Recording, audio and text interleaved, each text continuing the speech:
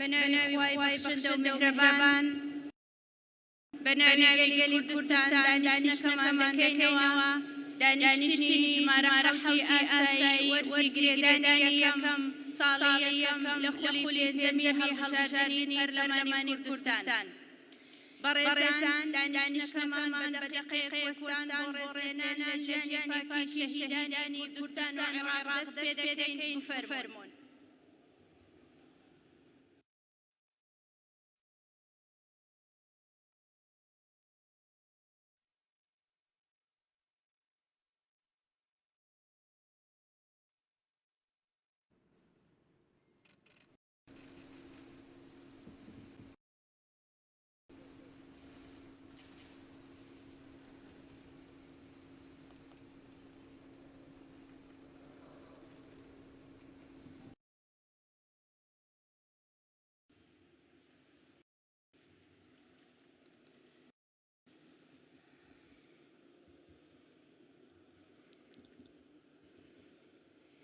زور بريز جنابي سرور بارزاني بريز جنابي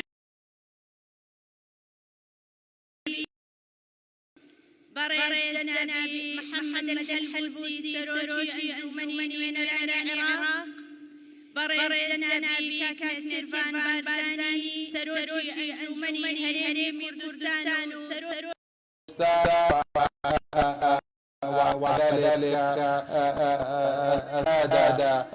السيد مدحت السيد مدرالي السيد بنجين قاسم محمد رئيس اللجنة القضائية ومحكمة التمييز نعم سيداتي وسادتي أعضاء مجلس العموم السادة الوزراء المرنين من إقليم كردستان وكذلك الحكومة الفيدرالية السادة السكرتير والأعضاء المكتب السياسي لكل الأحزاب الكردستانية والأحزاب السياسية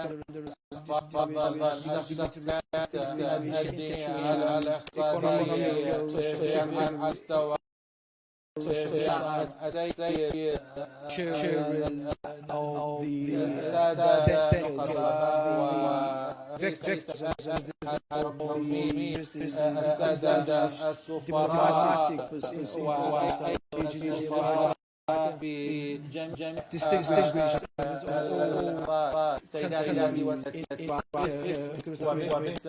Ladies and gentlemen,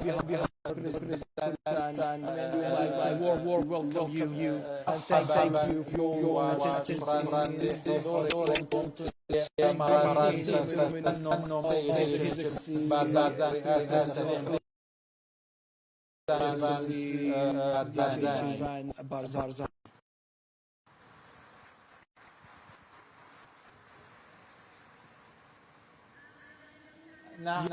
participation is the side of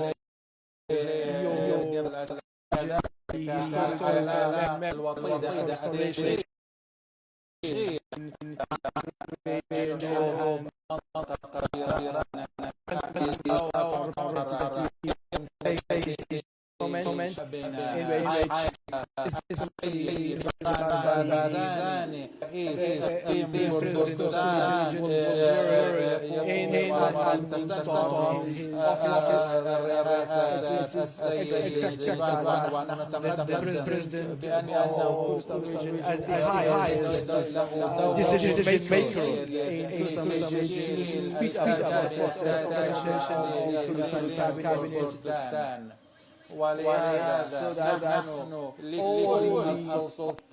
سروكايتي هرم كردستان أنجمني وزيران هرم كردستان وبرلمان كردستان بخدمتي يلي كردستان وكسكاري سربر شهيدان وأودان نوي كردستان ترخان بكريت رقم من بعربي بخير هاتني وأنا برزان كان بكين باسم رئاسة برلمان كردستان وباسم أعضاء البرلمان نرحب بالسادة والسيدات الضيوف الكرام الذين أشروا إلى أسمائهم ونشكرهم على مشاركتنا هذه المناسبة الهامة، ونقدر عاليا هذا الحضور المهم الذي يجسد وتأييد نضال شعب كردستان من أجل الديمقراطية والفدرالية وبناء العراق الديمقراطي الحر. إن مشاركتكم في هذه المناسبة تؤكد مرة أخرى التلاحم الكفاحي التاريخي بين مكونات الشعب العراقي من العرب والكرد والتركمان وكرد وآشور وجميع القوميات والأديان والطوائف.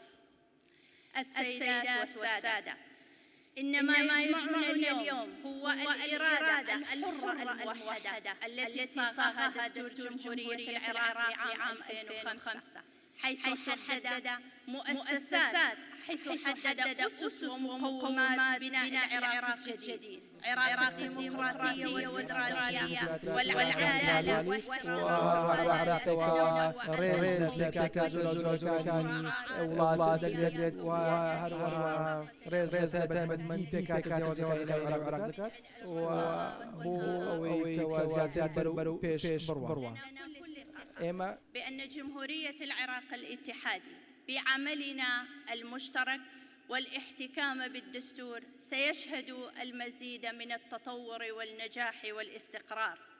الحاضرون الكرام، نكرم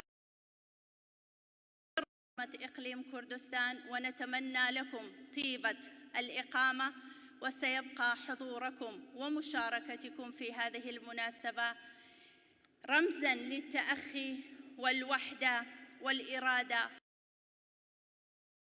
خدمة شعب كردستان بكافة شعب العراق ونحو بناء مستقبل مزدهر لأجيالنا القادمة إن شاء الله. والسلام عليكم ورحمة الله وبركاته.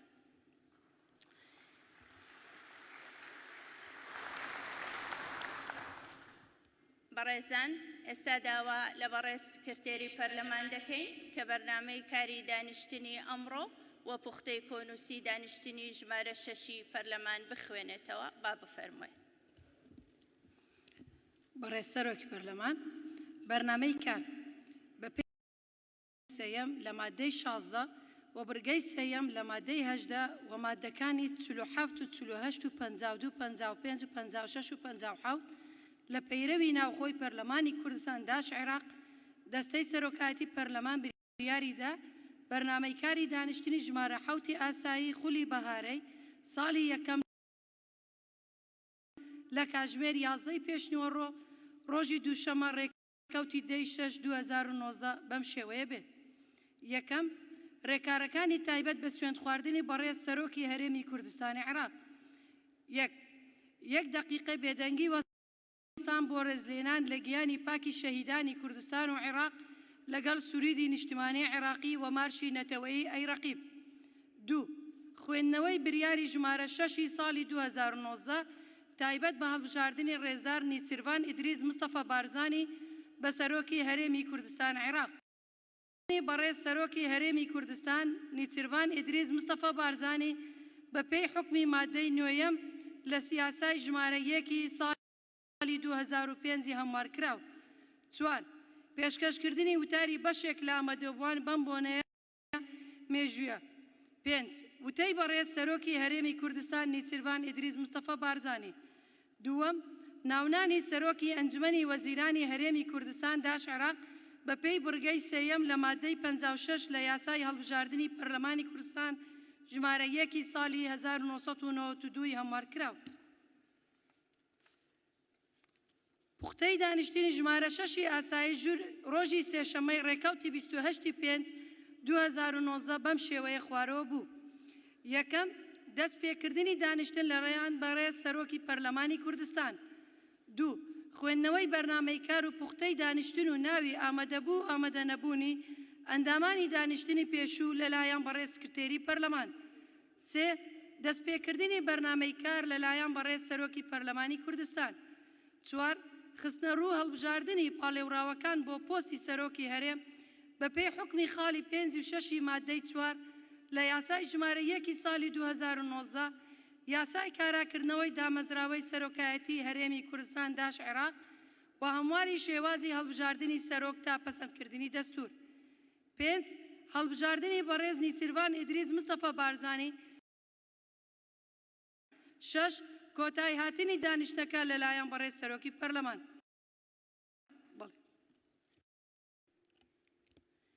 زۆر سپاس بەڕێز سکرتێری پەرلەمان، میوانە بەڕێزەکان، ئەندامانی بەڕێزی پەرلەمان. ئێستا دەست بە جێبەجێکردنی خاڵی دووەم لە بەرگەی یەکەمی بەرنامەی کاری دانیشتنی ئەمڕۆمان دەکەین کە بریتیا لە خوێندنەوەی بڕیاری ژمارە 6 ساڵی 2019 تایبەت بە هەڵبژاردننی ڕێزدار نێچیروان ئیدریس مستەفا بارزانی بە سەرۆکی هەرێمی کوردستانی عێراق.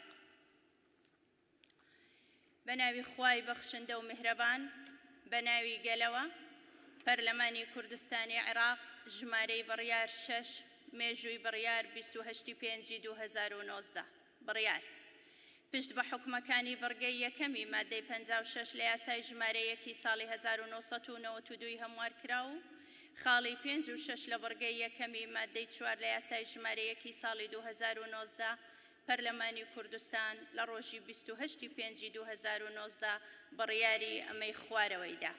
یەکەم، هەڵبژاردننی ڕێزدار نێچیروان ئیدریس مستەفا بارزانی بە سەرۆکی هەرێمی کوردستانی عێراق. دووەم، ئەم بڕیارە لە ڕۆژی 28/5/2019 کاری پێدەکرێت و لە ڕۆژنامەی فەرمی وەقاعی کوردستاندا بڵاو دەکرێتەوە.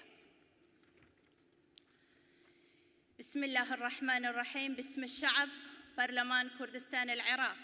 رقم القرار 6، تاريخ القرار 28/5/2019.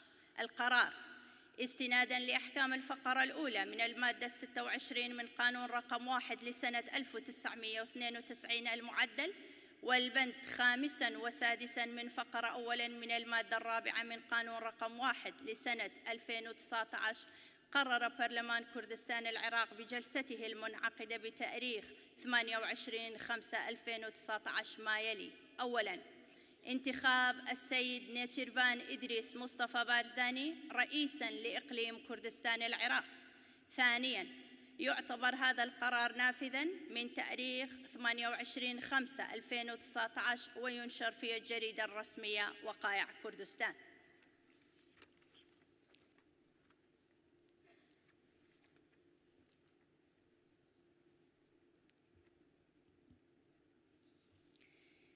میوانە بەڕێزەکان، ئەندامانی بەڕێزی پەرلەمان، بەرگەی 3 لە بەرنامەی کاری دانیشتنی ئەو خواردنی بەڕێز سەرۆکی هەرێمی کوردستان نێچیروان ئیدریس مستەفا بارزانی بەپێی حکمی مادەی 9 لە یاسای ژمارە 1 ساڵی 2005 هەموار کراو. تکا دەکەین کە بەڕێز نێچیروان ئیدریس مستەفا بارزانی بفەرموێت بۆ سوێند خواردنی یاسایی بەپێی حکمی مادەی 9 لە یاسای ژمارە 1 ساڵی 2005.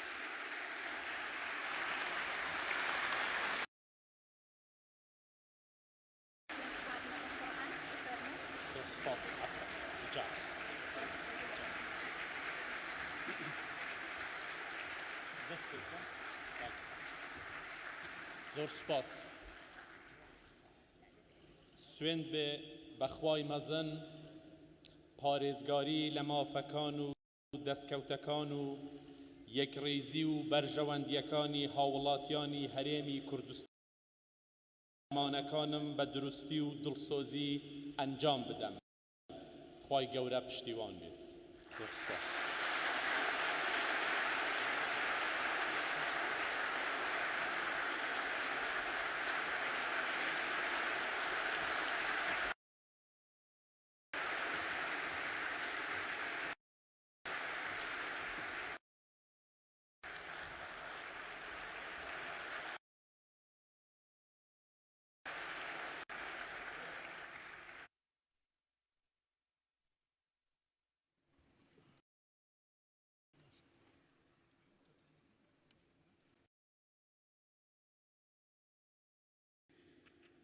بەڕێزان، خاڵی چواری بەرگەی یەکەمی بەرنامەی کار بریتیە لە پێشکەشکردنی وتاری بەشێک لە ئامادەبووان بەم بۆنە مێژوویەوە.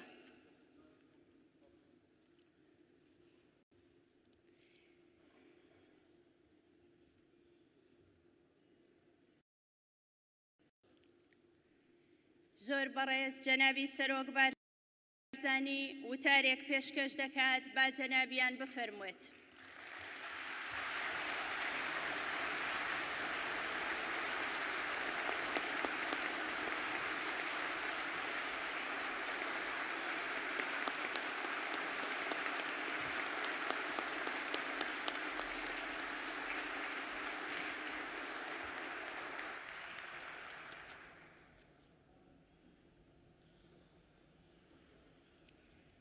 بەناوی خۆی گەورە و مێهرەبان بەڕێزان بەخێر بێن سەرچاوان زۆر سوپاسان دەکەین خۆشحاڵین بە هاتنتان سوپاس بۆ خۆی گەورە کە یارمەتی داین بۆ ڕێکخستنەوەی وەزعی هەرێمی کوردستان بە تایبەتی دوای هەڵبژاردنی 30 ئەیلولی ساڵی ڕابردوو سپاس بۆ گەلی کوردستان بۆ خۆڕاگریان بەرامبەر بە زۆر لە تەحەدیات و پیلانی جۆرا و جۆر وەسڵاو بۆ گیانی پاکی شەهیدان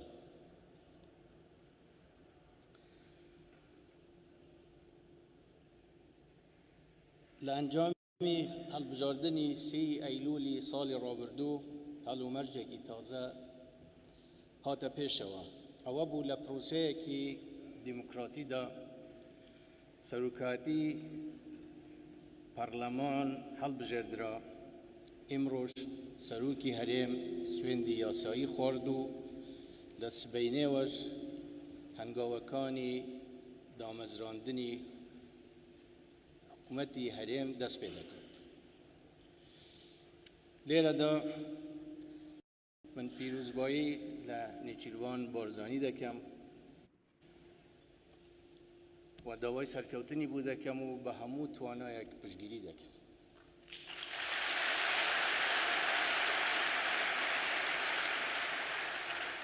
داوای جدیم لە حکوومەتی هەرێم و حکوومەتی فدرال ئەوەیە کە پێکەوە هەوڵ بدەن هەرچی زووتر ئەو کێشانەی کە ماون چارەسەریان بکەن بە تایبەتی ئەو کێشانەی کە لە ناوچەکانی دەرەوەی دارای هەرێم یا بڵێن ناوچەکانی کێشە لەسەر چونکە ڕۆژ بە ڕۆژ کێشەکان زیاتر و قوڵتر دەبن و جێگەی مەترسی جددین و پێویستە بە حکمەت و بە لێک تێگەیشتن و بە ئاماهەنگی لە نێوان هەموو پێکهاتەکانی عێراق چارەسەری ئەو کێشانە بکرێ بە پێی دەستوور.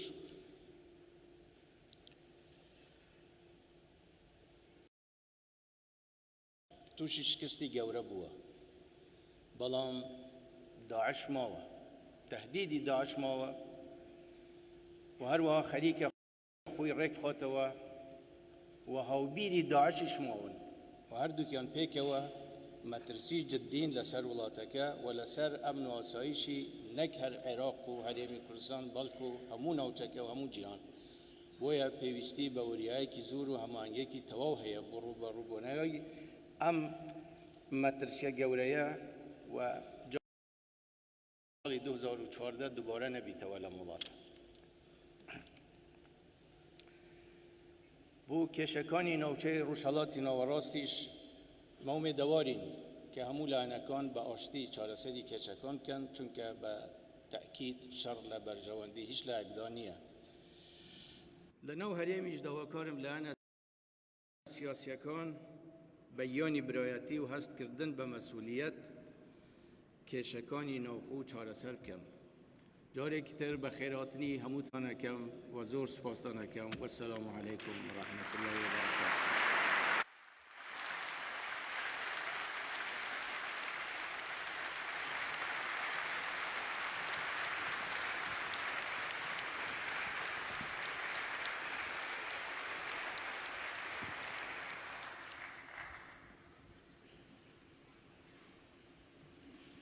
زۆر سپاس بۆ جەنابی سەرۆک بارزانی بۆ وتارە بە نرخەکەی. بەڕێز جەنابی دکتۆر بەرهەم ئەحمەد ساڵح سەرۆکی کۆماری عێراقی فیدرال با جەنابیان بفەرموێت بۆ پێشکەشکردنی وتارەکەی.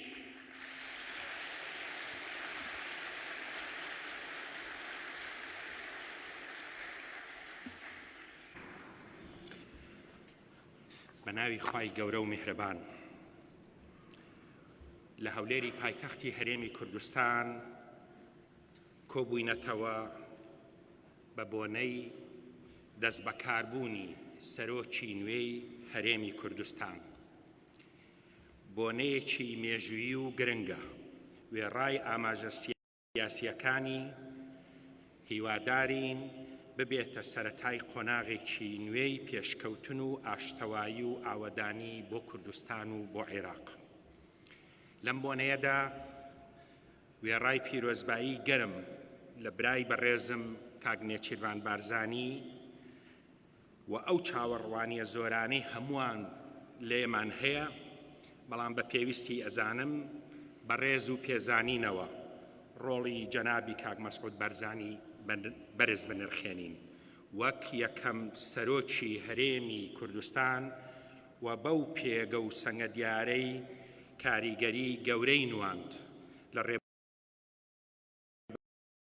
ڕێبەرمانێک کاک مەسعود و جەنابی مام جەلال پێکەوە بۆ ویژدانیش بە هاوکاری و پشتیوانی کاک نەوشیروان توانیان قۆناغێکی سەخت و دژوار تێپەڕێنن و کوردستان لە قۆناغی دڵە ڕاوچێ و ئەگەری جیاجیاوە بۆ قۆناغی ناساندنی دەستوری و پێگەی دەستوری لە ناو عێراقا بسەلمێنن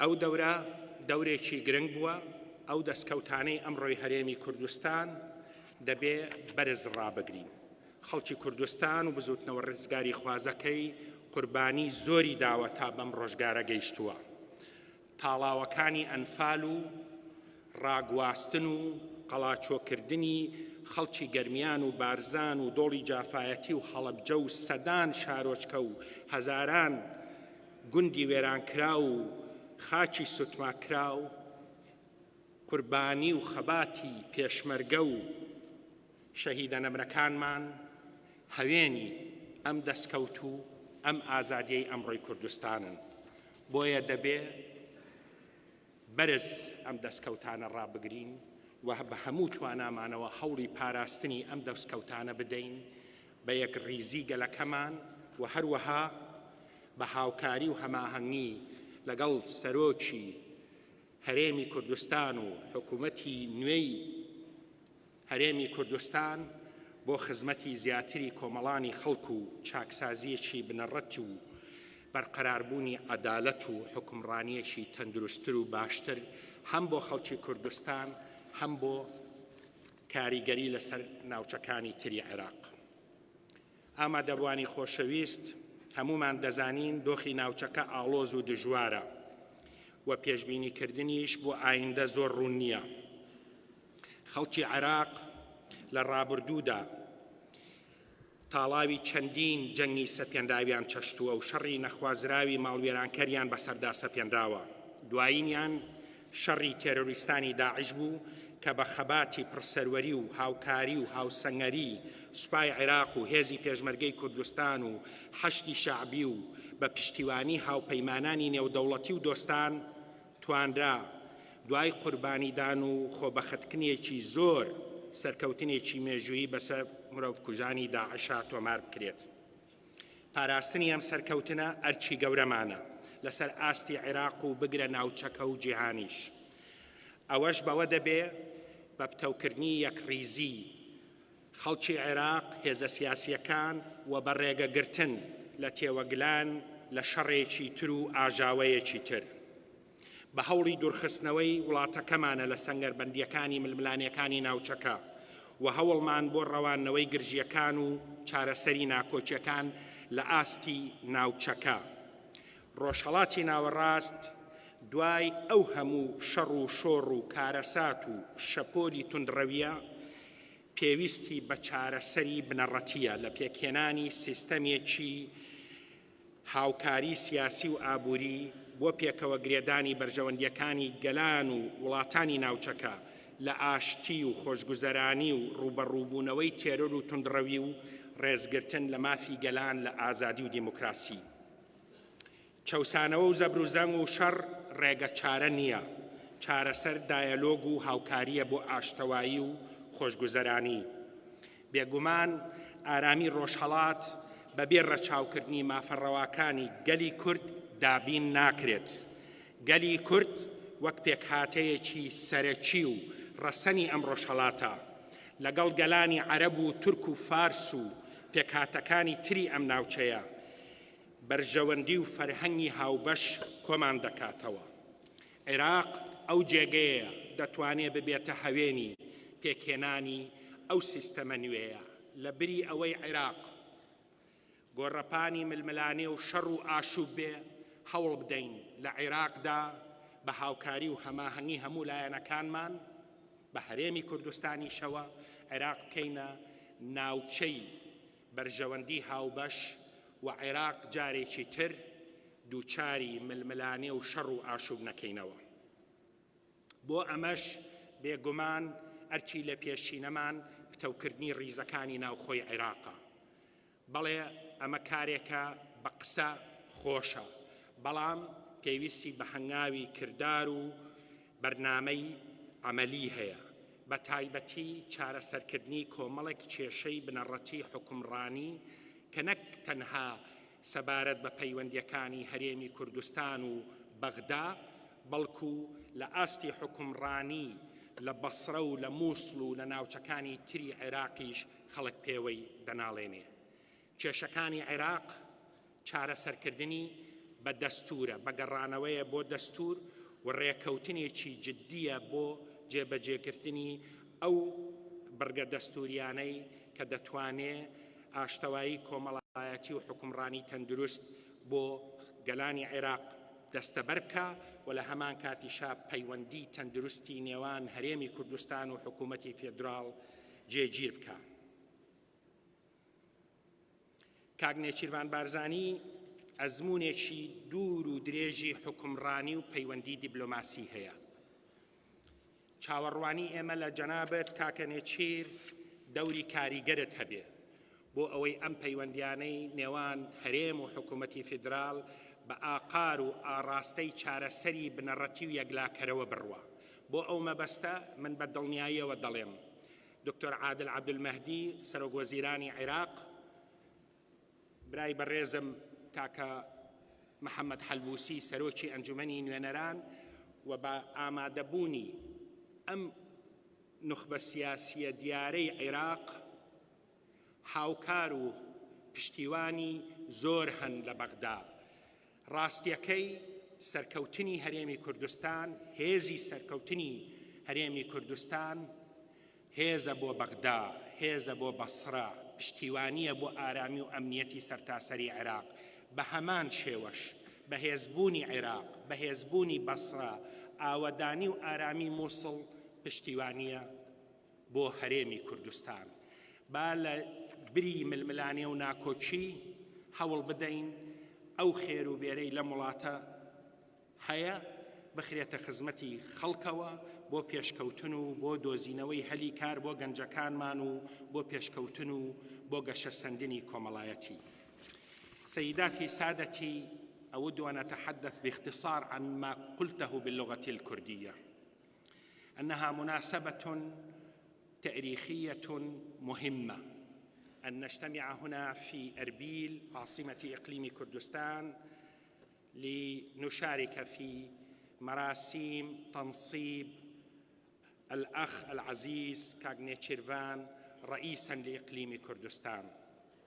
هذه مناسبة واجب علينا أن نشيد بما قدمه السيد مسعود البرزاني من خدمات كبيرة ودور مهم خلال فترة ترأسه الإقليم. مسعود البرزاني شخصية غنية عن التعريف، قضى أكثر من نصف قرن في صفوف البيشمركة والنضال السياسي، وكان له الدور الأبرز في الأحداث والتطورات التي شهدتها كردستان والمنطقة. هو والمرحوم مام جلال لعبوا دورا مهما مع القيادات العراقية الأخرى، ومنهم السيد عبد العزيز الحكيم رحمه الله، دكتور عادل عبدالمهدي، وأرجو أن لا يزعل مني من الأخوة الذين لا تحضرني الذاكرة في هذه اللحظة أن أذكرهم، الذين شاركوا في صياغة الدستور الذي ارتضيناه لأنفسنا فيصلاً لحكم بلدنا وفيصلاً لحل مشاكلنا. كردستان تمثل تجربة مهمة. قوة كردستان قوة للعراق، قوة بغداد وقوة البصرة قوة لكردستان. هذا هو المنطق الذي يجب أن نستند إليه في تعاملنا، ونتمنى من أخينا له التجربة الطويلة في حكومة الإقليم وأيضا له العلاقات الواسعة والمتشعبة، نتوقع منه ونتوسم فيه كل الخير في تعزيز العلاقة بين الإقليم وبغداد.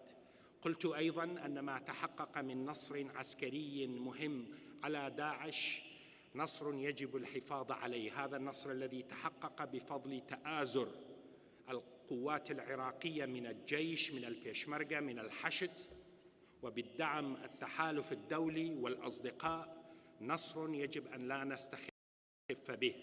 ومن ذلك المنطق يجب أن نعمل على عدم تكرار مآسي الماضي والعودة بالعراق إلى آتون الأزمات والحروب. هناك مشاكل عديدة تعصف بالمنطقة، مصلحة العراق أن يتحول إلى ساحة للتعايش والمصالح المشتركة، لا ساحة للاحتراب وتصارع القوى الإقليمية. لا يتحمل العراق ذلك. إذا أردنا أن ننجح في هذا المسعى يجب علينا تعزيز وحدتنا الوطنية وتكاتفنا الداخلي، مستندين إلى الدستور فيصلاً لحل مشاكلنا. هذا الدستور فيه من المواد والمفاهيم ما يمكننا من تجاوز مشاكلنا اليوم. مصالحنا مشتركة، رؤانا مشتركة، يجب أن لا نعود إلى ماضي الاحتراب والتنازع. وعلى صعيد المنطقة آن الأوان لشعوب هذه المنطقة أن تنعم بخيرات هذه البلاد، وأن تكون هناك بدلاً من هذه الحالة المؤسفة من الاحتراب والتنازع منظومة إقليمية جديدة مبنية على التعاون الاقتصادي والسياسي واحترام حق الشعوب في الحياة الحرة الكريمة. الشعب الكردي شعب أصيل من شعوب هذه المنطقة، كجيرانه من العرب والترك والفرس والشعوب الأخرى، يشتركون في مصلحة الأمن المشترك والتعاون والثقافة المشتركة. عسى ولعل ننجح في مسعانا بتحويل واقع التنازع في هذه المنطقة إلى واقع آخر، ألا وهو التعاون والتكاتف. أختتم بالتأكيد مرة أخرى على تمنياتي الصادقة لأخي نيتشيرفان. مهمته لن تكون سهلة، لكننا سنكون عوناً له، ويقيناً أتوسم فيه أنه سيكون عوناً لنا في حل الكثير من المشاكل التي تعترض مسيرتنا. ودمتم موفقين وشكراً جزيلاً.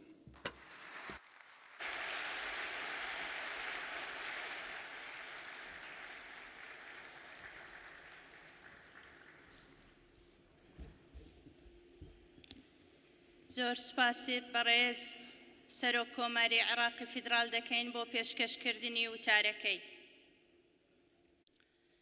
والآن يتفضل السيد محمد الحلبوسي رئيس مجلس النواب لإلقاء كلمته.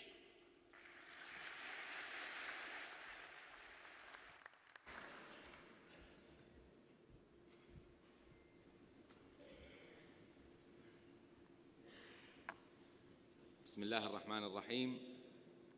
أصحاب الفخامة والمعالي والسعادة والسماحة المحترمون، السيدات والسادة الحضور كل حسب مكانه ومقامه، السلام عليكم ورحمة الله وبركاته. ها هو العراق العظيم تشرق شمس كردستان فيه على يوم جديد من أيام الديمقراطية التي تتجذر ويترجمها المواطن والسياسي والحزب والدولة على حد سواء إلى عمل ملموس وتداول واضح للسلطة يضاهي أكثر تجارب الديمقراطيات في المنطقة والعالم، رغم أننا لا زلنا نعمل على تحسين الأداء الديمقراطي ونتعاون من أجل إصلاحات من شأنها أن تتقدم بالنظام السياسي إلى الأمام وتمكن الدولة من خدمة المواطن وتعزيز الحريات العامة والحفاظ على التنوع والتعدد. أيها السيدات والسادة، نبارك انتخاب فخامة الأخ نيتشيرفان بارزاني رئيساً لإقليم كردستان العراق، وأن هذا الانتخاب يعد خطوة مهمة نحو تعزيز العمل السياسي ومثالاً حياً لاحترام الدستور وإرادة الشعب من جهة، وترجمة حية لتعزيز دور الجيل الثاني في العملية السياسية، والذين اكتسبوا خبرة مهمة طوال عملهم مع القادة من الجيل الأول في العملية السياسية بعد التغيير، حيث تنتظر الأخ الرئيس مهمة استكمال الحوار والتواصل مع بغداد لحسم وإنجاز العالق من الملفات وتمكين المواطنين من الحصول على حقوقهم، كما أننا أمام اختبار الشروع بإيجاد حلول لجميع المشاكل وتصفيتها وتصفيرها. وأعتقد أن الأخ فخامة الرئيس بل أجزم سيكون قادر على إنجاز هذه المهمة، فأمامنا تحديات كبيرة. فأخي الرئيس، كما ناضلتم للوصول إلى ما هو عليه الآن من ديمقراطية في شعب إقليم كردستان وإعمار وتقدم، أمامنا نضال من نوع آخر. علينا أن نعمل إلى حاضر ومستقبل أفضل لأبناء الشعب العراقي جميعاً بما فيهم إقليم كردستان، وهذا يتطلب منا العمل على إيجاد حلول سريعة وعاجلة للمشاكل العالقة التي تؤمن حلها سيؤمن الجيل القادم والمستقبل القادم لأبناء الشعب العراقي بما فيهم أبناء إقليم كردستان. وسندعم توجهاتك في هذا الاتجاه وندعم عملك في مهامك الجديدة. الحاضرون الكرام، لم يكن ما نراه اليوم لينجز لولا الإرادة الحقيقية لقيادة الإقليم السابقة والمتمثلة بفخامة الأخ الرئيس مسعود بارزاني، الذي قدم خلال أكثر من نصف قرن جهداً حقيقياً في مسيرة النضال من أجل حقوق الشعب الكردي، واستكمل المسيرة الشجاعة للمغفور له الملا مصطفى البرزاني إلى أن تحقق الأمل بقيام إقليم كردستان العراق كما نراه اليوم مزدهراً يضاهي في تطوره دول الجوار، ويتمتع مواطنوه بالحقوق والحريات والخدمات، كما كان ملاذاً دافئاً لأهله من العراقيين الذين نزحوا من جميع أنحاء العراق خلال فترة مواجهة تنظيم داعش الإرهابي، والتي كان للبيشمركة الدور مع القوات المسلحة العراقية والأجهزة الأمنية وقوات الحشد الشعبي والحشد العشائري فيها، حيث اختلطت دماء شهدائنا الأبطال مع دماء إخوانهم من أبناء المحافظات الأخرى. السيدات والسادة، وبهذه المهمة التاريخية فإنني أتقدم بالتهنئة والتبريك لفخامة الأخ نيتشيرفان بارزاني وبرلمان إقليم كردستان وجميع الفعاليات السياسية والاجتماعية، وإلى أهلنا وشعبنا في كردستان العراق. كما أتقدم بالشكر الجزيل للجميع على حسن الضيافة، وأسأل الله عز وجل أن يحفظ إقليم كردستان العراق وباقي أنحاء العراق، وأن نعمل سوياً على أن يكون قرارنا السياسي موحد في بغداد، فكلما كانت بغداد قوية سيكون إقليم كردستان وستكون البصرة وستكون الموصل وستكون باقي المحافظات قوية وبأمان. كلما كان قرارنا موحد سيشعر الجميع بالأمن والاطمئنان. أكرر شكري، وإن شاء الله سينعم البلد بالأمن والاستقرار في ربوع الوطن الحبيب، وأن يرحم الشهداء ويعافي الجرحى. والسلام عليكم ورحمة الله وبركاته.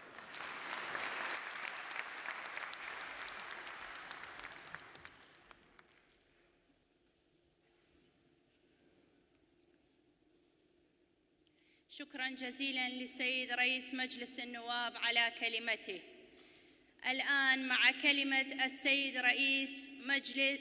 رئيس مجلس وزراء جمهورية العراق يلقيها بالنيابة السيد حميد الخزي، فليتفضل.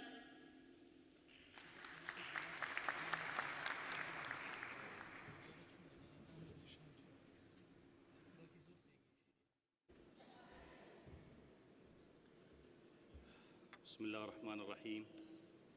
فخامة السيد رئيس الجمهورية المحترم، سيادة السيد رئيس مجلس النواب العراقي المحترم، السيدة رئيسة برلمان إقليم كردستان المحترمة، السيد رئيس الإقليم المحترم، السادة رؤساء الكتل السياسية العراقية المحترمون، السيد رئيس المحكمة الاتحادية المحترم، السيد رئيس مجلس القضاء الأعلى العراقي المحترم، السادة والسيدات أعضاء مجلس النواب العراقي المحترمون، السادة السفراء، رؤساء البعثات الدبلوماسية المحترمون، السادة الحضور، السلام عليكم جميعاً ورحمة الله وبركاته.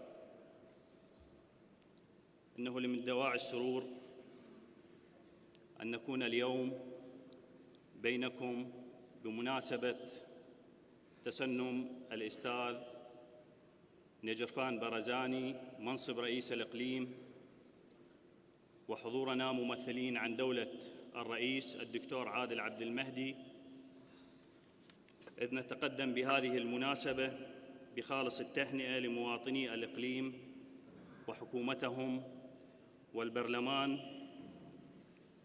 مثمنين الدور الكبير بتمسكهم بالخيار الديمقراطي والنهج السليم في اختيار برلمان الإقليم بعد سنوات من معاناة الاضطهاد والدكتاتورية.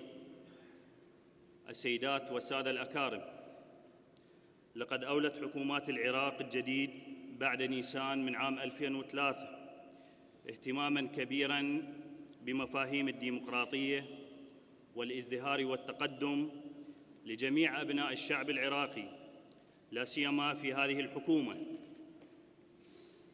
حيث نعمل على ترسيخ العلاقة الدستورية بين المركز والإقليم، واعتبار الدستور الركيزة الأساسية لضمان وحدة العراق وسيادته والحفاظ على أمنه وسلامته. لقد تجلت هذه العلاقة من خلال تخطي الأزمات ورص الصفوف أمام التحديات الأمنية، الأمر الذي يضعنا أمام طريق تواصل نحو تعميق علاقة التنسيق بين بغداد وأربيل، والمضي قدماً نحو مرحلة جديدة من البناء والإعمار. الحضور الكريم، نحن في الحكومة الاتحادية ندرك ضرورة الالتزامات المتبادلة بين المركز والإقليم وحل جميع الملفات العالقة وفق الدستور، واستناداً لطاولة الحوار والتفاهم. وبهذه المناسبة نؤكد ضرورة إبعاد العراق عن الخلافات الإقليمية والأزمات الدولية، والعمل على ترسيخ الحوار والتهدئة وضمان السلام والأمن لجميع دول المنطقة. وفي الختام نتمنى دوام الموفقية للسيد نجرفان برزاني والنجاح في أداء مهامه لتوفير الخدمة والرفاهية لمواطني الإقليم، والسلام عليكم ورحمة الله وبركاته.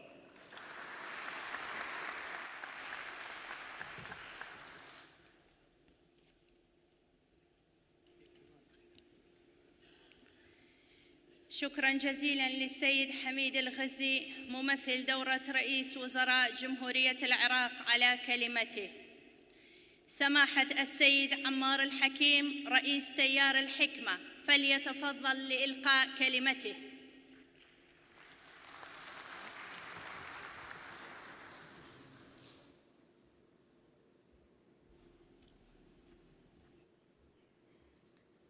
بسم الله الرحمن الرحيم. الحمد لله رب العالمين، وصلى الله على سيدنا محمد وآله الطاهرين وصحبه المنتجبين. أصحاب الفخامة والسيادة والمعالي والسعادة، أصحاب السماحة والفضيلة والنيافة، السيدات والسادة الحضور، السلام عليكم جميعاً ورحمة الله وبركاته. في البداية نهنئ أخانا العزيز الأستاذ نجرفان برزاني بانتخابه رئيساً لإقليم كردستان العراق، ونشيد بالدور القيادي المتميز للأخ الرئيس مسعود البرزاني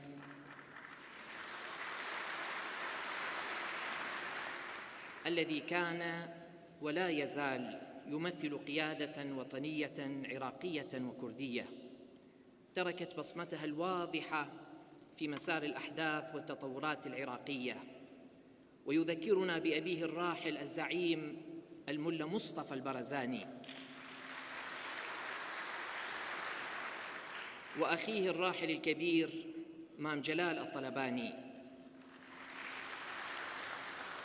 ونستذكر العلاقة التاريخية التي جمعت الإمام الحكيم بالملا مصطفى البرزاني وبالشعب الكردي، وفتواه التاريخية في الدفاع عن الكرد في تلك الظروف العصيبة التي تحركت فيها جيوش السلطة الدكتاتورية ناوية إبادة الشعب الكردي.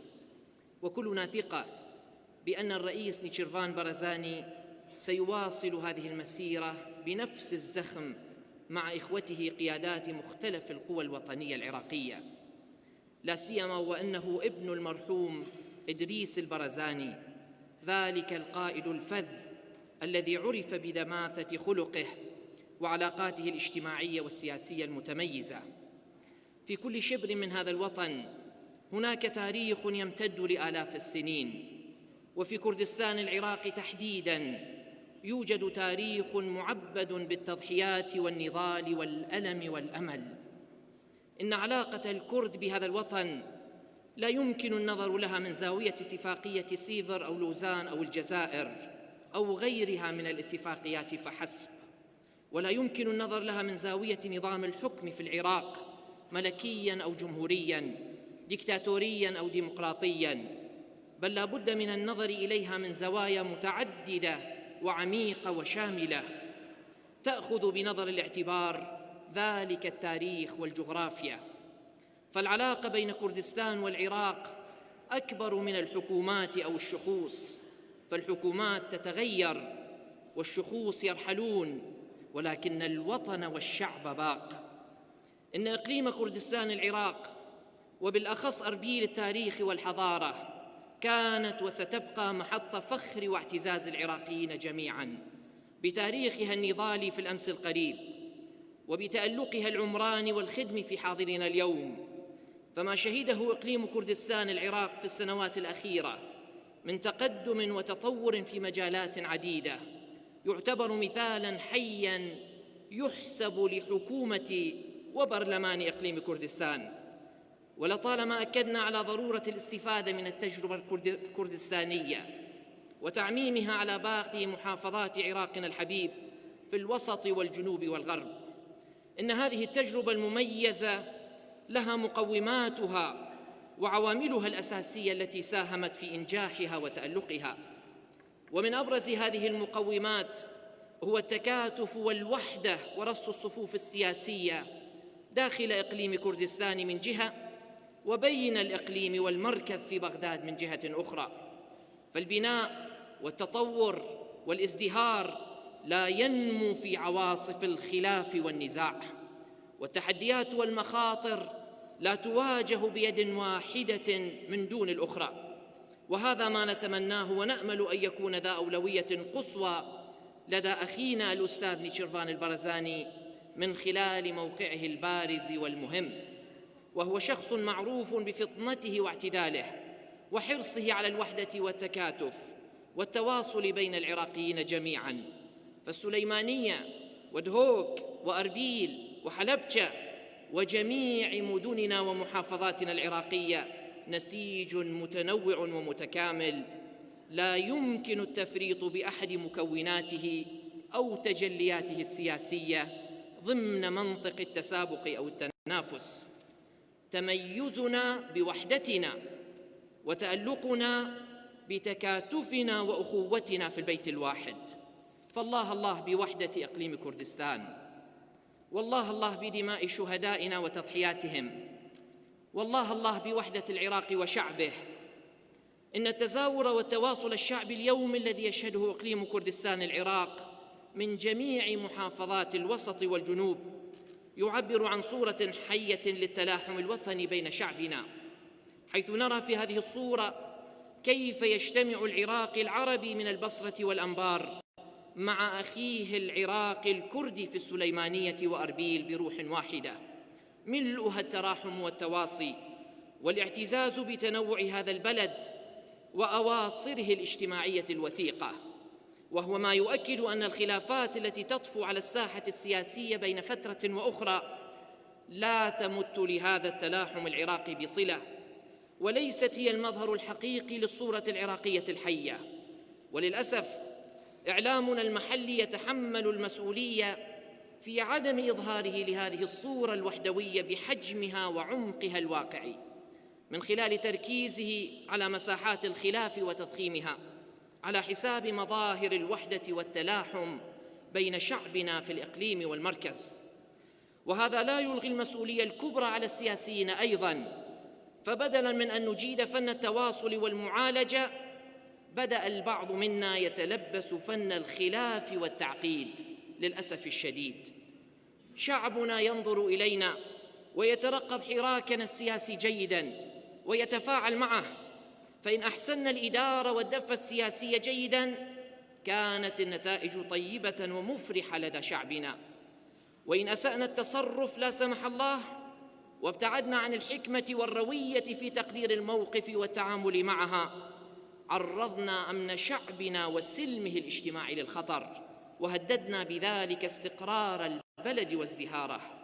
فداعش وما خلفه من مآسي وأضرار ما زال جرحه لم يندمل بعد، ولولا عواصف الخلاف وتفاقم مساحات الاختلاف السياسي لما تمكن داعش الإرهابي بفلوله المتطرفة من احتلال مدننا الآمنة، حتى وصلت الجرأة به في أن يهدد قلعة أربيل الأبية. فالإرهاب وداعش وأخواته يعتاشون على بيئة الخلاف والتناحر، وينتهزون فرص نفوذهم عبر استغلال مناخ النزاع والصراع بين شعوب المنطقة. وهنا أذكر بأن داعش ومن يقف خلفه من أجندات خارجية لا تريد الخير بالعراق لا يسره اجتماعنا هذا، بل لا يرغب بأي مظهر سياسي عراقي وحدوي يدل على التلاحم والتكاتف الوطني.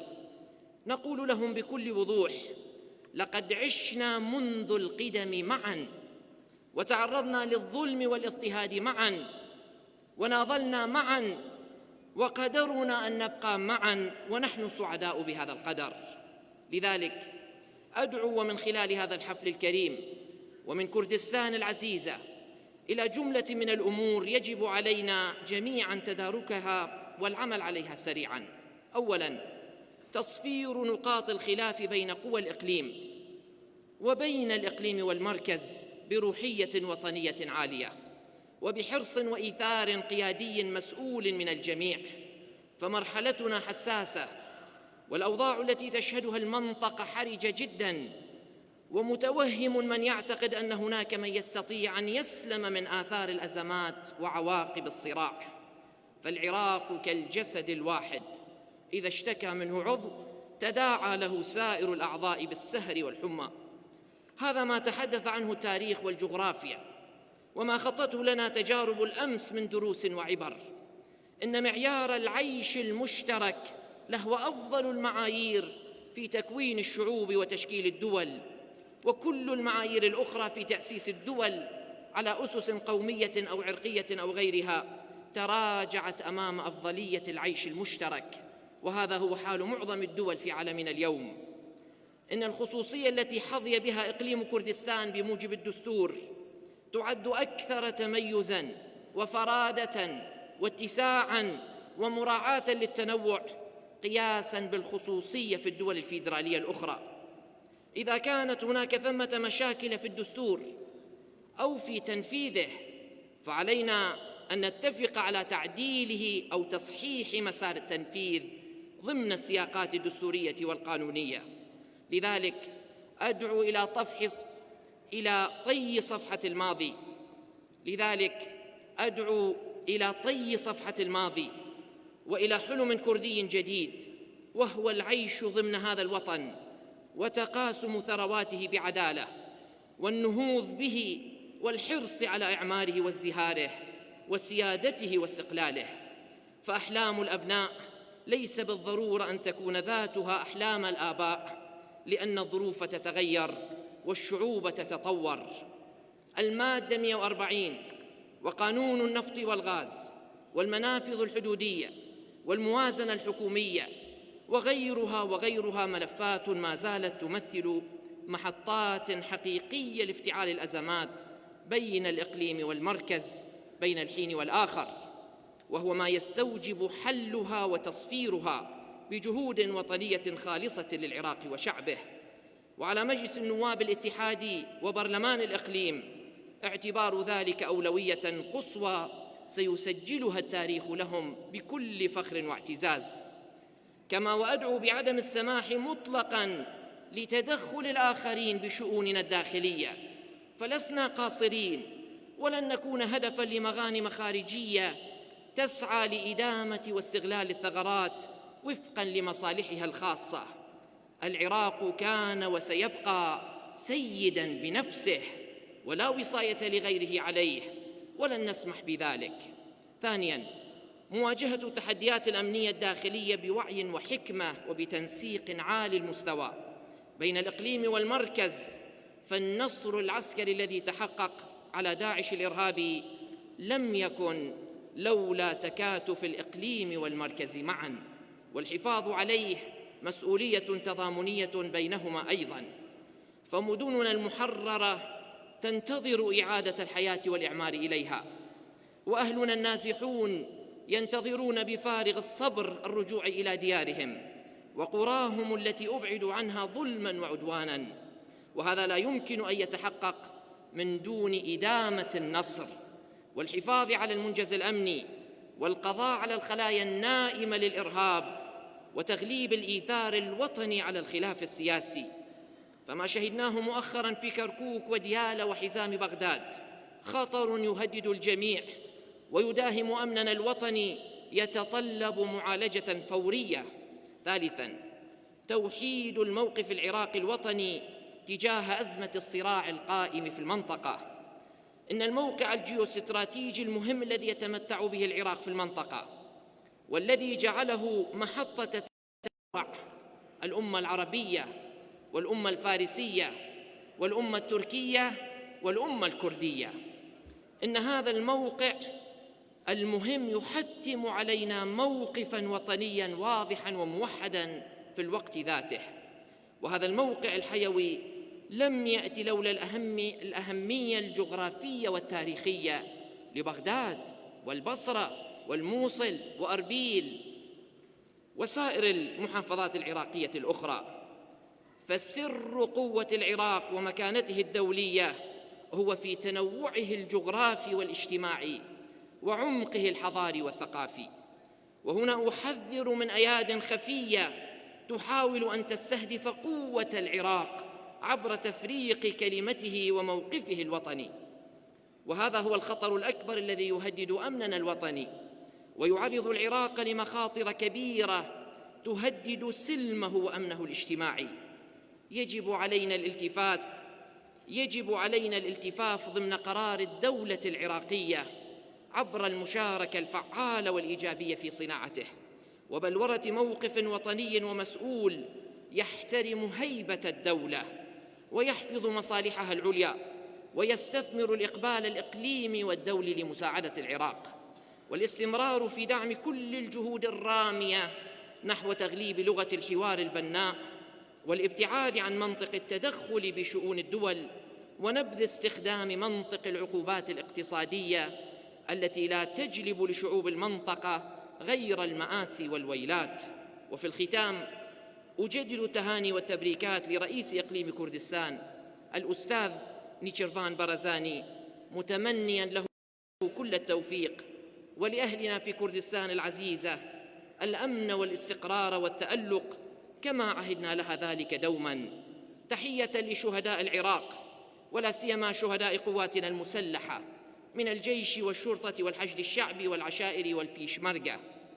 تحية للشهيدين الصدرين وشهيد المحراب وعزيز العراق وملا مصطفى البرزاني ومام جلال الطلباني وجميع القيادات الوطنية المخلصة التي خدمت هذا الوطن. تحية لأبناء شعبنا العراقي بكل مكوناتهم وانتماءاتهم القومية والدينية والمذهبية والمناطقية. تحية لمراجعنا العظام ولا سيما المرجع الأعلى الإمام السيد السيستاني دام ظله، وتحية لكم جميعاً السادة والسيدات الحضور في هذا الحفل المهيب، والسلام عليكم ورحمة الله وبركاته.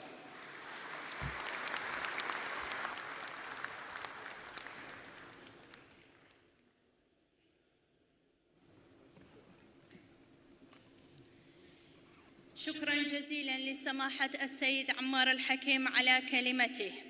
السيد خميس الخنجر رئيس تحالف المحور فليتفضل لإلقاء كلمته.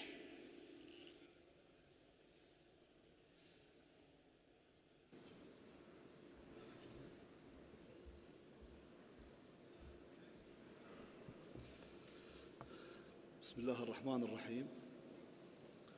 أصحاب السيادة والمعالي والسعادة والنيافة، السيدات والسادة الحضور، السلام عليكم ورحمة الله وبركاته. جئت هنا اليوم مباركاً لأهلي في كردستان العراق على نجاح نموذجهم الديمقراطي في الحكم والإدارة. جئت مهنئاً للرئيس والرمز التاريخي الذي لن نستغني يوماً عن حكمته وتجربته ونصائحه، الأخ الرئيس مسعود البرزاني.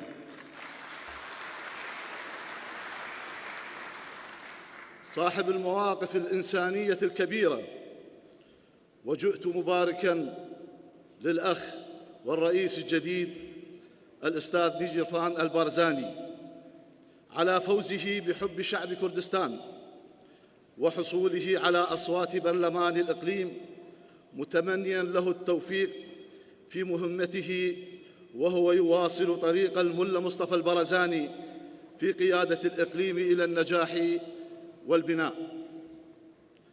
خالص التهاني لأخي الأستاذ مسرور البرزاني بهذا النجاح ولكل شعب كردستان العزيز.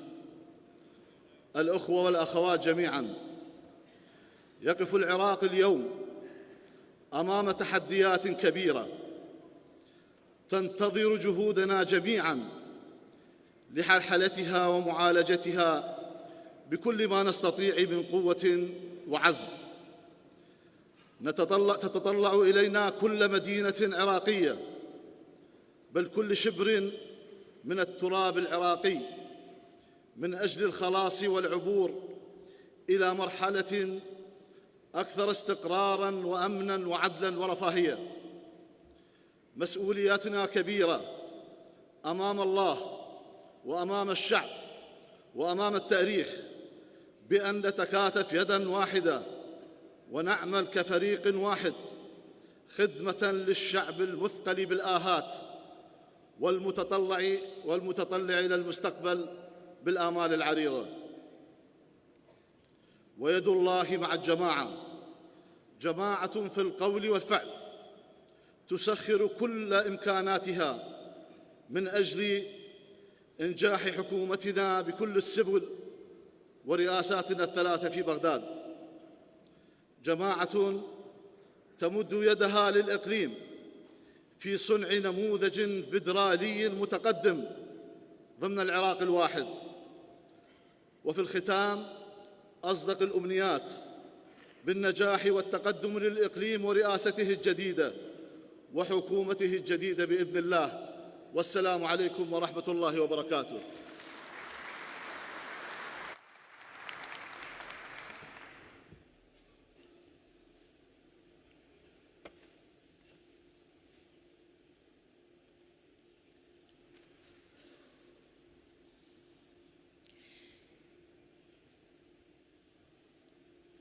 شكراً جزيلاً للسيد خميس الخنجر على كلمته. میوانە بەڕێزەکان، ئەندامانی بەڕێزی پەرلەمان، ئێستا خاڵی 5 لە بڕگەی یەکەمی بەرنامەی کاری دانیشتنەکەمان جێبەجێ دەکەین کە بریتیا لە وتاری بەڕێز سەرۆکی هەرێمی کوردستان ڕێزدار نێچیروان بارزانی داوا لە جەنابیان دەکەین بفەرموێت بۆ پێشکەشکردنی وتارەکەیان.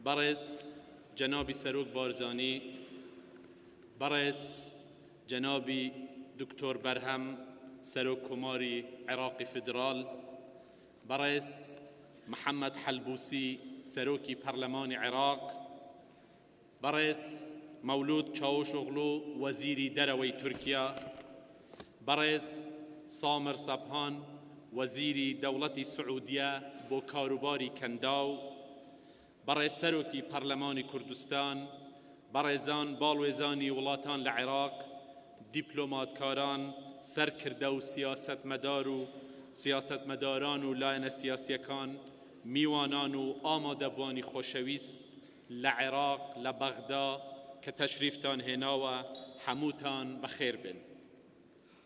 روشتان باش. مایه خوشحالی ما که امرو حموتان لیرن و لو رو رسمدا لگل ایمه بجدارن. برایزان سروکی پارلمانی کردستان و اندامانی پارلمان نوێنەرانی گەلی هەرێمی کوردستان بە گشت ڕەنگ و بیر و بۆچوونەکانیانەوە سوپاس کە ئێوە وەک نوێنەرانی گەل دەنگتاندا بە هەڵبژاردنم وەک سەرۆکی هەرێم بۆ 4 ساڵی داهاتوو. سوپاس بۆ هەمووتان، سوپاس بۆ ئەوانەی دەنگیاندا، ئەوانەی دەنگیان نەدا، ئەوانەی ڕۆژی دەنگدان نەچوونە پەرلەمان. سوپاسی هەر هەمووتان دەکەم. هەر یەک لە ئێوە بەخواستی خۆی و بە نوێنەرایەتی دەنگدەر لەسەر ڕاستپاردەی ئەو حیزبە کە نوێنەرایەتی دەکەن لە پەرلەمان ماف و ئەرکی دیموکراسی خۆتان پیادە کرد. لەم کاتەدا گەورەترین دەستکەوت بەردەوامبوونی خودی پرۆسەی دیموکراسیە لە هەرێمی کوردستاندا. سوپاس کە متمانەتان پێدام. لە ڕۆژێکی وەک ئەمڕۆدا و لە کاتی خۆ ئامادەکردن بۆ ئەم ئەرکە نوێیە گەلێک یادی خۆش و ناخۆش دێنەوە بیرمان. هەندێک ڕوودا و دوورن بەڵام لە هەستی مرۆڤایەتیماندا خۆیان چەسپاندووە و بە ئاسانی لەبیر ناکرێن. لەبیریان ناکەین تا لێیان فێر ببین. هەندێ ڕوودا و هێندە نوێن هێشتا خۆشی و ناخۆشیان لەگەڵ هەست و هزر و کاری ڕۆژانەماندایە. خۆیان تێکەڵ دەکەن. ناخۆشترین یادی نوێ هێرشی درندانەی داعش بوو بۆ سەر چەندین شار و شارۆچکە و گوندی هەرێمی کوردستان و عێراق. شێوازی کوشتاری ترۆریستانی داعش هەمومانی تۆشی شۆکێکی بێوێنە کرد. دنیای هەژاند. زۆر کەس پێشبینی درندەیی لەو جۆرەی نەدەکرد. زۆر کەس بڕوایان نەدەکرد کە لە سەدەی 21دا هێزی تاریک پەرستی و دەستی بچێتە ئەو هەموو درندەیە و ئەم هەموو تاوانە. بۆ ماوەیەکی کورت لەوە دەچوو کە تەرۆریستان لە مەرام و مەبەستی خۆیان بۆ تۆقاندنی دنیا سەرکەوتوو بوون. جەنابی سەرۆک بارزانی ڕۆڵێکی گرنگ و سەرەکی بینی لەبەر لە بەرپەردانەوەی ترۆریستانی داعش و تێکشکاندنی خەونی تاریک پەرستی و وێرانکاریان. جەنابیان وەک فەرماندەی هێزی پێشمەرگەی هەرێمی کوردستان بەو پەڕی توانایەوە ڕاستەوخۆ بەشداری پاراستن و بەرگری لە هەرێمی کوردستان کرد.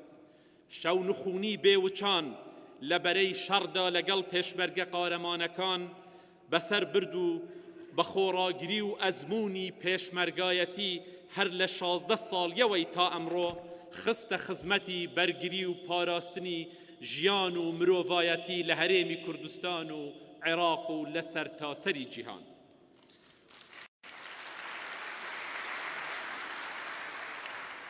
لەو قۆناغە سەختەدا جگە لە ڕۆڵی سەربازی یەکلاوە و بەرزکردنەوەی ورە و بڕوای پێشمەرگە لە بەرەکانی جەنگ جەنابی سەرۆک بە ئەزموونی نزیکەی 55 ساڵ خەبات و تێکۆشانی خۆی لە شۆڕش و لە سەرکردایەتی و ڕابەرایەتی کردنی شۆڕشدا بە حکمت و لێزانی و شارەزایی گەلی کوردستانی لە هەڕەشە و مەترسیەکی ڕاستەقینەوە بۆ کەناری ئارامی هەڕاندەوە. ئەو ڕێوڕەسمەی ئەمڕۆژ کە زادەی پرۆسەی دیموکراسیە بەرهەمی خەبات و تێکۆشان و کۆڵنەدانی جەنابی سەرۆک بارزانی و تێکۆشەرانی گەلەکەمانە بەرهەمی خەباتیانە بەرەو دیموکراسیەکردنی هەرێمی کوردستان. دوای ڕاپەڕین ئازاری ساڵی 91 لە کۆبوونەوەیەکی جەماوەریدا لە کۆیە بۆ یەکەم جار جەنابی سەرۆک بارزانی داوای کرد کە بۆ بەڕێوەبردنی هەرێمی کوردستان هەڵبژاردن بکرێت و گەلی کوردستان نوێنەرایەتی خۆی لە پرۆسە و دەنگدانێکی دیموکراسیدا هەڵبژێرێت. خەبات و تێکۆشان و سەرکردایەتی کردنی سەرۆک بارزانی ئیلهام بەخشی ئێمەیە بۆ هەنگاونانی درست بەرەو ئایندە.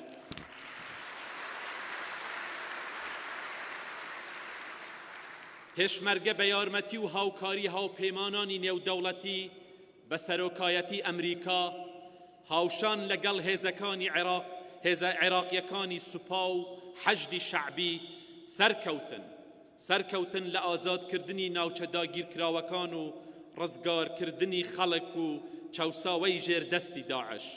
هەمومان قوربانی گەورەماندا لە پێناو ئازادی، لە پێناو سەربەستی و مافی ژیان و نیشتیمان و گەلەکەمان. سڵاو و درود بۆ گیانی پاکی شەهیدان، سڵاو لە کەسوکاری سەربەرزیان، هیوای چاکبوونەوە بۆ برینداران دەخوازین. سڵاو لە پێشمەرگە و هێزە عێراقیەکان، لە سوپا و لە حەشدی شەعبی و ئەو هێزانەی ڕۆڵی مێژووی خۆیان بینی لەو قۆناغە ناسکەی هەرێمی کوردستان و جیهاندا. بەرگری ئێمە لە عێراق بەرگری بوو لە مرۆڤایەتی، بەرگری بوو لە مافی ژیان و سەرفەرازی. وڵاتانی هاوپەیمانی دژی داعش ڕۆڵی کاریگە و بوێرانەیان بینی لە هاوکاری و سەرپەرشتی پێشمەرگە بۆ کۆتایی هێنان بە دەستهەڵاتی تەرۆریستانی داعش.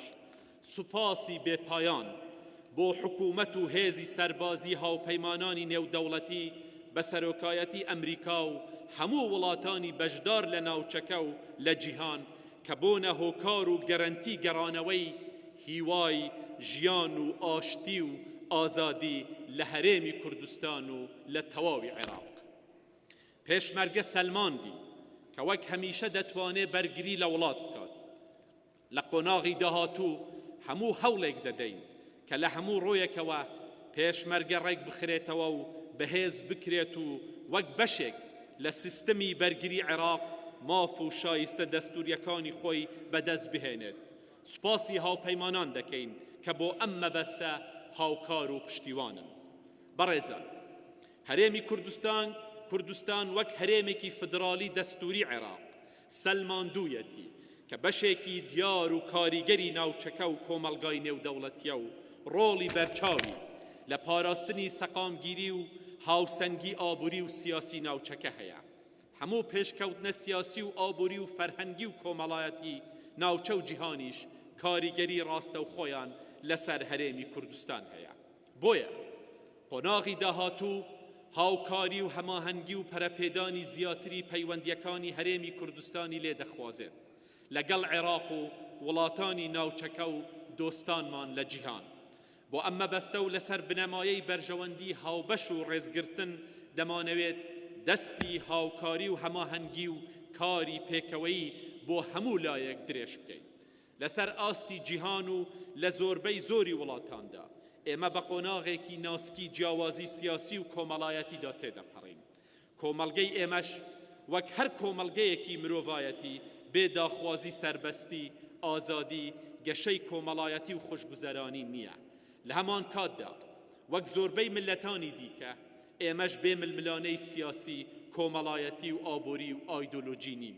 لەسەر ئاستی ناوخۆی هەرێمی کوردستان ئێمە زۆر جار لە فەرهەنگی سیاسی و نەریتی میدیاییماندا پتر لە پێویست جەخت لەسەر ململانێ و ناتەبایی و ناسازیمان دەکەین. با لەمە و دوا لە گشت ئاستێکی کۆمەڵایەتی و سیاسیدا لەگەڵ یەک کۆک و تەبا و ساز بین. پێم وان نییە ئەمە داخوازێکە لە توانا بەدەر بێت. بۆ هێزە سیاسیەکانی هەرێمی کوردستان پێم وان نییە هیچ کەسێکی خەمخۆری ئەم ملەتە ئەو ئاواتە نەخوازێت کۆکبوون تبایی و سازانمان نالد جیاوازی و بیر و ڕاو بووچوونمان وەلاوە بنین. دەزانم ململانێ و جیاوازی هەردەمێنێ، ئەمە شتێکی ئاساییە، بەڵام داوا دەکەم با بیرکردنەوەمان ناکۆک، ناتەبا و ناساز نەبێت. لە بڕی بیرکردنەوە لە چۆنیەتی بنکۆڵکردن و پێگەی یەکتر با بیر و هەڵس و کەوت و کردارمان پێکەوە بۆ بنیاد نەربێت بۆ گەڕان بە دوای چارەسەری هاوبەش و ئایندەیەکی هاوبەش. با نیشتیمان کۆکەرەوەی هەموومان بێت، با نوێنەرانی پێکهاتەکانی هەرێمی کوردستان بە هەموو ڕەنگ و جیاوازیانەوە بەشداری ژیانەوەی هەرێم و بەهێزکردنی بنەمای ڕەوتی بەرەو ئایندەمان بکەن. داوا و خواستی من وەک سەرۆکی چەند ساڵی داهاتووی هەرێمی کوردستان ئەوەیە پێکەوە کار بکەین بۆ بەدیهێنانی ئاواتی لە خۆمان و لە هەر یەک لە حزبەکانمان گەورەتر بۆ ئەم وڵاتە. پێکەوە ئاراستەی هاوبەش دەستنیشان بکەین، پێکەوە لەسەر ئاستی هەرێم و عێراق، پێکەوە لەگەڵ دراوسێکانمان، پێکەوە لەگەڵ دۆستە نێودەوڵەتیەکانمان، پێکەوە لەگەڵ ڕێکخراوی نێودەوڵەتیەکان بارودۆخی نوێی گونجاو لەگەڵ سەردەم کۆمەلگە و هاوبەشی هەرێم ژیان و نیشتیمانمان بپارێزین و بەرەو پێشەوە ببین. هیچ گومانم نییە کاتێک پێکەوە نەخشەڕەی نوێی هاوبەش بۆ هەرێمی کوردستان و عێراق دادەنین ڕێ هەڵە ناکەین. بۆ هەمومان ئاشکرا دەبێت بە چه ئاراستەیەک هەنگاو دەنێن و چه پێویستە بۆ گەیشتن بە ئامانجی هاوبەش کە بکرێت. دەبێت لەگەڵ حکوومەتی فدرالی لە بەغدا پێکەوە کار بکەین بۆ دۆزینەوەی چارەسەری هاوبەش لە چوارچێوەی دەستوری فدرالی عێراقدا، ئەو دەستورەی کە گەلی عێراق چەندەها ساڵ خەونیان پێوە دەبینی تا ببێتە بنەمای عێراقێکی نوێ کە تێیدا مافەکانی هەرێم و هەموو عێراقیەکان لە چوارچێوەی حکومڕانیەکی دیموکراتی و فدرالی بپارێزرێت. دەستورێک کە چوار لەسەر پێنجی دەنگدەران لە سەرتاسەری عێراق دەنگیان پێداوە. دەستورێکی فدرالی کە جێبەجێکردنی تەواوی ماددە و بەندەکان ببێتە زامنکردنی پێکەوە ژیان، لێک تێکگەیشتن، لە یەکتر پەسەندکردن و بەهێزکردنی پرۆسەی سیاسی لە عێراقدا. ئێمە ئومێدمان بە دەستور هەبوو، بەڵام بەداخەوە نەتوانرا وەکو خۆی جێبەجێ بکرێت، نەتوانرا ئەو عێراقە نوێیە بنیاد بنرێت کە هەموو گەلانی عێراق خەونیان پێوە دەبینی.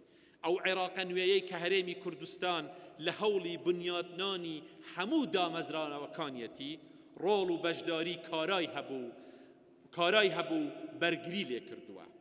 لە عێراق ئەمڕۆ هیچ بەدیلی دێکە بۆ دەستور نییە. بە ئەزمون ئەوەمان بینی کە پشتگوێ خستنی بە مەبەست و یان بێمەبەست یان جێبەجێ نەکردنی هەر بەندێکی ئەو دەستورە دەبێتە هۆی سەرهەڵدانی ناکۆکی و ناتەبایی و ناسازانی نوێ لە نێو پێکهاتە عێراقیەکاندا. دەتوانین بە لێکتێگەیشتن و کاری هاوبەش جارێکی دیکە دەستورەکەمان زیندوو بکەینەوە، ڕێزی لێ بگرین و بێ جیاوازی جێبەجێ بکەین بۆ ئەوەی تاریک پەرستانی وەک داعش دروست نەبنەوە، کارەساتی وەک شەنگال و ناوچەکانی دیکەی عێراق و هەرێمی کوردستان دووبارە نەبنەوە.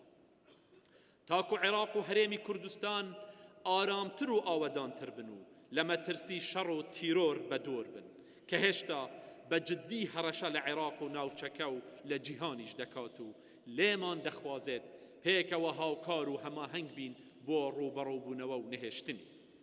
ئامادەبوانی بەڕێز، لە مێژووی دوور و نزیکماندا شەڕ بۆتە هۆی وێرانکاری، دواکەوتنی کۆمەڵایەتی و هەرەسهێنانی ئابووریمان. زۆر جار شەڕفرۆش بیر لەوە ناکاتەوە کە ئاگری شەڕ ماڵی خۆشی دەگرێتەوە. باشترین نمونە کە هەمانە و لە بیرمانە هێرشی ڕژێمی بەعز بوو بۆ سەر کوردستان، ئێران و کوێیت. لە کۆتاییدا عێراق وێران بوو، خەڵکێکی زۆری بێگوناح کوژران، ژیان و ئابووری و بار و دەرونی خەڵکی وڵاتەکە تێکچوو، بەکارهێنانی چەکی کیمیایی و بڕیاری کۆمەڵکوژی بووە سیاسەتی پەیڕەوکراوی ڕژێم. تا ئێستاش خەڵکی ئەم وڵاتە و ئەم هەرێمە و تەنانەت ناوچەکەش باجی سیاسەتی شەڕفرۆشی ئەو قۆناغە دەدەن و هێشتا دیار نییە کە کاریگەری خراپەکانی کەی کۆتایی دێن. با برینی ڕابردوومان بە لێبوردەیی و سنگفراوانی ساڕێژ بکەین نەک تۆڵا و پلانی نەگونجاو لەگەڵ پێکەوە ژیان. ئامادەبوانی بەڕێز کوردستانیانی خۆشەویست، با پێکەوە ڕاشکاوانە بە نیاز پاک و کردار و شیا و هەڵوێستی نیشتیمان پەروەرانە هەنگاوی بنیاتنەر بنین بۆ ڕێککەوتن لەسەر نەخشە ڕێگایەکی هاوبەش بۆ وڵات و حکومڕانی بێ جیاوازی نەتەوەیی و ئائینی و مەسهەبی و ناوچەیی. گەلی کوردستان هەمیشە ویستی مرۆڤ دۆستی و ژیان دۆستی خۆی نیشان داوە. مایەی شانازی بزودنەوەی ڕزگاری خوازی کوردستانە کە هەرگیز ڕێگەی نەداوە شەڕی ڕژێمەکانی پێشووتری عێراق کە بەسەر گەلی کوردستاندا سەپێندرا ببێتە شەڕی نێوان کورد و عەرەب. زۆر جار خەڵک باسی ئەوە دەکەن کە سەرتاسەری عێراق دەوڵەمەندە بە سامانی سروشتی، بەڵام با لەمە دووە بۆ خۆمان و بۆ هەموو دنیا لە عێراق بیسەلمێنین کە ئێمە پاراستنی ژیان و پێکەوە ژیانمان لە هەموو سەرچاوەیەکی سروشتی لا گرنگترە لە عێراقدا. لەسەر ئاستی هەرێم با پێکەوە سیاسەتی ئاشتەوایی کۆمەڵایەتی پێکەوە ژیان و گەشەی ئابووری و سازانی سیاسی دابڕێژین. گۆڕانکاری خێرای هەرێم پێویستی بەدیدی هاوبەش دوور لە ناکۆکی ناتەبایی و ناسازی دەبێت. لە کۆتاییدا هەموو بەرپرس دەبین لە سەرکەوتن و لە شکستهێنان. هەموو پێکهاتەکانی هەرێمی کوردستان پێویستیان بە پاراستنی ماف و مڵک و سەرمایەی ئابووری و کۆمەڵایەتی و مرۆڤیان هەیە. کاتێک ئێمە هەوڵ دەدەین پێکەوە ئارامی و ئاسایشی هەرێم بپارێزین بەهێزی بکەین، کاتێک بەردەوام هەوڵ دەدەین بۆ بژانەوەی ئابووری و ڕێخستنەوەی پەیوەندیمان لەگەڵ دۆستانی دوور و نزیک و دراوسێکانمان، نابێت ئەوە لە بیر بکەین کە هەر یەک لەوانەش بە هەمان شێوەی ئێمە بەرژەوەندی سیاسی و ئابووری و کۆمەڵایەتی خۆی هەیە. پتەوکردنی پەیوەندی لەگەڵ وڵاتانی دراوسێ لەسەر بنەمای لێکتێگەیشتن و ڕێزگرتن بەرژەوەندی هەمومان دەپارێزێت لە چوارچێوەی یاسای نێودەوڵەتی و داب و دەستوری دیبلۆماسی و سەروەری هەر وڵاتێک و پێکهاتە دەستوریەکاندا. بێگومان ئەرکی سەرۆکی هەرێم دەبێت ڕێخۆش بکات و زەمینە سازی بکات و لێک نزیکبوونەوەی هەرێم لەگەڵ دراوسێکانمان بۆ گەشە پێدانی ئابووری، بازرگانی، بەهێزکردنی پەیوەندی دیبلۆماسی و دۆزینەوەی چارەسەری هاوبەش بۆ گرفت و بەرژەوەندی هاوبەش. ئەم جۆرە کارکردنانە هیچ کات نابێتە مەترسی بۆ عێراق، بەڵکو دەبێتە هۆی پتەوکردنی دۆستایەتی و پەیوەندی دراوسەیەتی لەگەڵیان. خۆشەویستە، پاراستن و گەشە پێدانی پەیوەندی هەرێم لەگەڵ دۆستان و هێزی نێودەوڵەتی کەمانەوە و سەقامگیری هەرێم و هەرێمیان مەبەستە و بە بەرژەوەندی دەزانن ئەرکی سەرشانی سەرۆکی هەرێمە. هەمومان دەزانین بێ هاوکاری و هەماهەنگی و فریاگوزاری هێزی نێودەوڵەتی داعش دەیتوانی زیانێکی گەلێک مەستر بە کوردستان و بە عێراق و بە جیهانیش بگەینێت. بێگومان هاوکاری و کۆمەکی سەربازی بۆ هۆی سەرکەوتنی بەرگری ئێمە بۆ شکستهێنان بە داعش. سوپاسی خۆگڕاگیری یەک بە یەکی خەڵکی کوردستان کە وێڕای شەڕ و کەمبوونی موچە و سستی بازاری کار و دابەزینی چالاکی ئابووری لە هەستیاری دۆخەکە تێگەیشتن و یارمەتی حکوومەتی هەرێمیاندا تاک و سەختی و نەهامەتی و نەبوونی ئەم چەند ساڵەی ڕابردوو بەسەر بەرزی تێپەڕێنن. ئەگەر ئەزمموی چەند ساڵی ڕابردوو ڕێنیشان دەرمان بێت، دەبێت لەسەر ئەوە ڕاستیە کۆک بین کە وەک هەموو کۆمەلگایەکی سەردەم دان بە جیاوازیەکانمان بێنین، جیاوازیەکانمان نابنە ڕێگر لەسەر خستنی خواست و مەبەست و بەرژەوەندی گشتی هەرێمی کوردستان. سەربازی هەموو جیاوازیەکانمان شایستەی داهاتوویەکی باشترین بۆ نەوەی ئێستا و نەوەی ئایندەمان. کۆمەلگایەکی سەردەم دانان بە جیاوازیەکانمان نابێتە ڕێگر لەسەر خواست و مەبەست و بەرژەوەندی گشتی هەرێمی کوردستان. سەرکەوتنی نەوەی تازە لە خوێندن و فێربوون، شارەزایی لە زانست، فەرهەنگ، تەکنۆلۆژی و ئەندازیاری، پزیشکی، کۆمەڵناسی، دەروونناسی، مێژوو، بابەتی پەیوەندی مرۆیی کۆمەڵگەی ئێمە بەرەو ئایندەیەکی گەشتر دەبات. پێکەوە ژیانمان گەشەی کۆمەڵایەتی، ئابووری، سیاسی و هەموو بوارێکی دیکە پێویست بە کاری جددی و گونجاو هەیە بۆ پاراستنی سروشت و ژینگە بە جۆرێک لەگەڵ بەرپرسایەتی ئێستا و قۆناغی داهاتومان ژینگە وەک سەرچاوەی سەرەکی ژیان زەرەرمەند نەبێت. بە کاری هاوبەشیمان وەفادار دەبین بۆ خەباتینەوەی پێش خۆمان. بە ئەمانەتەوە وڵاتەکەمان دەدەینە دەستنەوەی داهاتوو بۆ گەیشتن بە ئامانج و کاری هاوبەشمان. وەک سەرۆکی هەرێم ئەو پەڕی توانا و ئەزمون و خواستی خۆم و پۆستەکەم بەو پەڕی جددیەتەوە بەکار دەهێنم بۆ هاوکاریکردنی بەڕێز سەرۆک وەزیرانی نوێ و کابینە و هەموو وەزیرەکانی تاکو لە بەرپرسیاری و کاری خۆیاندا تاوەکو لە بەرپرسیارەتی و کاری خۆیاندا سەرکەوتوو بن. سەرکەوتنی هەر یەک لە ئێمە سەرکەوتنی هەمومانە. جارێکی دیکە سەرجەم کوردستانیانی ئازیز دڵنیا دەکەمەوە کە سەرۆکایەتی هەرێم چەتری یەکڕیزی و کۆکەرەوەی سەرجەم هێز و لایەنە سیاسیەکانی کوردستان و پێکهاتە ئاین پێکهاتە ئەتنی و ئاینەکان دەبێت بە جیاوازی بیر و بۆچوونەکانیانەوە لە پێناو پێکەوە ژیانی ئاشتیانە و ئارامی گەلی کوردستاندا. هەرێمی کوردستان مڵکی هەموو کوردستانیانە بە هەموو جیاوازیەکانیانەوە. سەرۆکایەتی هەرێمیش سەکۆی ئیرادە و خواست و مافەکانیان دەبێت بەبێ هیچ جیاکاریەک. بۆ هەمومان دەبێت و بە یەک چاو سەیری هەمووان دەکرێت. دووپاتی دەکەمەوە کە ئارامی و ئاشتی کۆمەڵایەتی و زامنکردنی مافی تاک و کۆمەڵگە ئامانجی سەرەکیمان دەبێت بە گرتنەبەر دیالۆگ و چارەسەرکردنی سەرجەم کێشەکانی نێوان هەرێمی کوردستان و حکوومەتی فدرال لە چوارچێوەی دەستوردا. هەروەها پاراستنی پەیوەندی دۆستانەی بەهێز لەگەڵ وڵاتانی دراوسێ و ناوچە و بەردەوامیدان بە بەهێزکردنی پێگە و سەنگی هەرێمی کوردستان لەسەر ئاستی هەرێم و نێودەوڵەتیدا.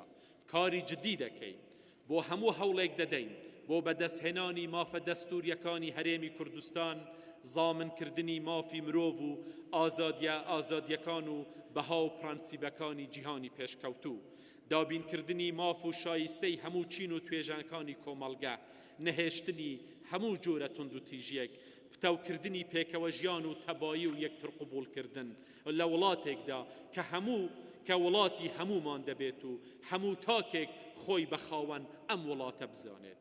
هەمومان یەک خۆر لەسەرمان هەڵدێت و یەک ئاسمان دامان دەپۆشێ، یەک ئایندە و یەک چارە نووسمان هەیە.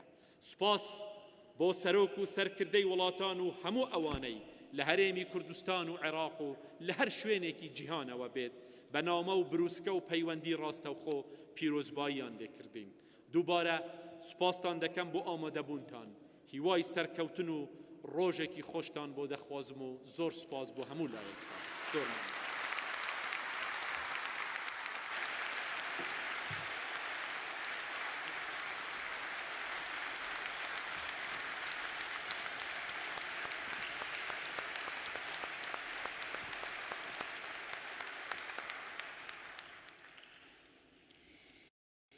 زۆر هەرێمی کوردستان ڕێزدار نێچیروان بارزانی دەکەین بۆ وتارە بە نرخەکەی کە دەشێ بکرێتە بنەمای کاری پێکەوەی لەسەر ئاستی هەرێمی کوردستان و عێراق.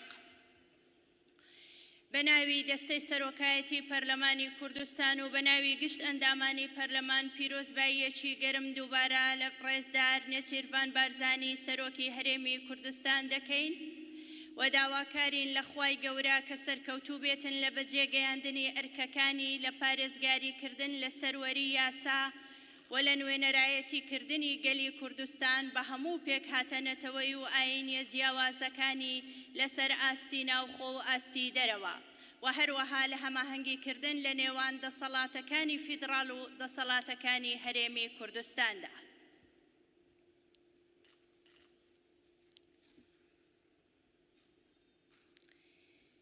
ئەندامانی بەڕێزی پەرلەمان بەر لەوەی دانیشتنەکەمان هەڵبگرین، ئەندامان ئاگادار دەکەینەوە کە بڕگەی دووەمی بەرنامەی کاری دانیشتنمان بەیانی سەعات 11 پێش نیوەڕۆ لە تەلاری پەرلەمان درێژە پێدەدەین و کۆبوونەوەکەمان بەردەوامی پێدەدەین بۆیە داوا لە بەڕێستان دەکەین کە بەیانی لە کاتی دیاریکراودا و لە شوێنی دیاریکراو ئامادە بن بە مەبەستی تەواوکردنی بڕگەی دووەم لە بەرنامەی کاری دانیشتنی ئەمڕۆمان کە بریتیە لە دەستنیشانکردن و ناوزەندکردنی بەڕێز سەرۆکی حکوومەتی هەرێمی کوردستان بە پێی بڕگەی 3 لە مادەی 56 لە یاسای هەڵبژاردننی پەرلەمانی کوردستان ژمارەیەکی ساڵی 1992. میوانە بەڕێزەکان ئەندامانی بەڕێزی پەرلەمان سوپاسی هەموو لایەک دەکەین و لە کەم و کورتیەکانمان داوای لێبوردن دەکەین بەم جۆرە هاتینە کۆتایی دانیشتنی ئەمڕۆ و دانیشتنەکەمان هەڵگرت. زۆر سوپاس.